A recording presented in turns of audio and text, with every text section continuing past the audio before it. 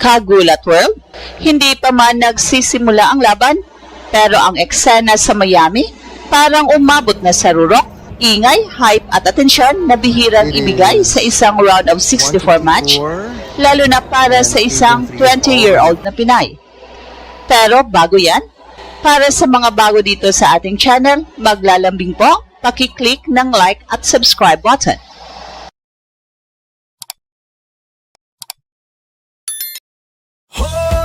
Pakinggan ang sigaw, ang galing ng Pinoy laging natatanaw. Katulad ni Alex sa laro ay sikat, sa bawat tagumpay mundo'y namumulat. Dahil tayo ang ginulat ang mundo, mga kwentong inspirasyon buo ang puso. Ginulat ang mundo, ginulat ang mundo.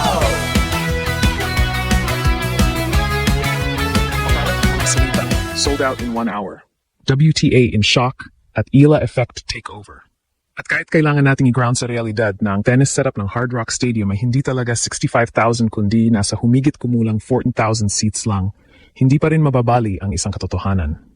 May nangyayaring kakaiba kay Alexandra Ayala sa Miami Open 2026. Mula mismo sa tournament director na si James Blake, malinaw kung bakit siya inilagay sa stadium court bilang opening match dahil sa dami ng fans niya sa buong mundo. Ibig sabihin, hindi lang ito hype na gawa ng social media.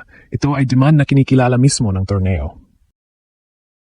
At kung titingnan mo ang galaw ng ticket sales, resale market at mga posts ng fans na halos mag-unahan para makapasok sa session niya, mararamdaman mo na hindi ito simpleng support. Isa itong movement na unti-unting lumalaki. Talagang nakakamangha ang hatak ni Alex.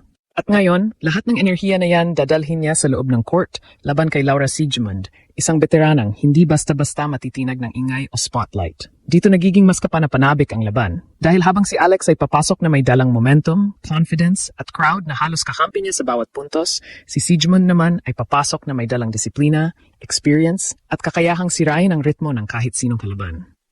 Ito ang tunay na banggaan. Hindi lang ng skills, kundi na magkaibang mundo ng tennis. Isang laro na gustong pabilisin, palakasin at kontrolin ang bawat rally, laban sa isang laro na gustong guluhin ang daloy, pabagalin ang tempo, at pilitin ang kalaban na magkamali sa sarili nitong impatience. At dito papasa si Alex dala ang kanyang di matatawarang composure, tough decision-making, at kakayahang manatiling kalmado kahit sa larong puno ng tension at nakakabinging sigaw ng crowd na puno ng suporta. At sa gitna ng ganitong setup, hindi lang pisikal na laban ang magaganap. Ito ay magiging laban ng composure, ng decision-making at ng kakayahang manatiling kalmado kahit ang paligid mo ay puno ng ingay at expectation. Dahil sa totoo lang, ang crowd dito hindi lang dekorasyon. Isa itong puwersa at lakas ng buong bansa na nagpapakita ng purong pagmamahal. Kapag bawat puntos ay may kasamang sigaw ng suporta, kapag bawat panalo sa rally ay sinusundan ng dagundong ng audience, may psychological edge na unti-unting nabubuo. At dito papasok ang isa sa pinakamahalagang tanong ng laban. Kaya bang gamitin ni Alex ang enerhiyang iyon para palakasin ang laro niya o magiging dagdag pressure ito sa kanya sa mga crucial moments? Dahil sa ganitong klaseng stage, hindi sapat na marunong kang pumalo, kailangan marunong ka ring humawak ng emosyon. At habang papalapit ang oras ng laban, tanghali ito sa Miami, pero madaling araw sa dito sa Pilipinas. Isang eksena ang unti-unting nabubuo. Isang stadium na puno ng inaasahan, isang laban na puno ng posibilidad, at isang Pinay na nasa gitna ng lahat ng mata ng mundo. Ito na ang moment na hindi mo kayang i-fake. Hindi pwedeng itago, hindi lang hype. Hindi ito basta viral trend. Ito ay pagkakataon para patunayan kung ang ingay na naririnig ngayon ay may kasamang tunay na performance sa loob ng court. At ipakita ang tunay na suporta para sa ating Pinay tennis hero. Dahil kapag nagsimula na ang laban, mawawala ang lahat ng usapan, mawawala ang lahat ng projections, at isang bagay na lang ang matitira, kung sino ang kayang mag-deliver sa gitna ng pressure. At kung may isang bagay na malinaw sa puntong ito ay ang katotohanang si Alexandra Ayala ay hindi na lang basta sumasabay sa eksena, unti-unti na niyang inaangkin ito. At kapag magtagumpay siya sa laban na ito, hindi lang Miami ang magugulat. Posibleng buong mundo na naman ang muling mapapalingon sa isang pangalan na patuloy na lumalakas ang ingay. Alex Ayala. At habang papalapit ang mismong oras ng laban, dito na nagiging mas malinaw kung saan talaga ikot ang tunay na bakbakan. Hindi sa ingay ng crowd, kundi sa loob ng bawat rally kung saan maglalaban ang disiplina at instinct.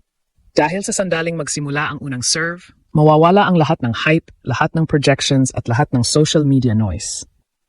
Ang matitira na lang ay dalawang magkaibang estilo na pilit magtatagpo sa isang ritmo. At kung sino ang unang makakaintindi kung paano kontrolin iyon, siya ang magkakaroon ng edge. Ang bakbakan ng dalawang mandirigma sa court na magtatagisan ng skill at talent sa sports.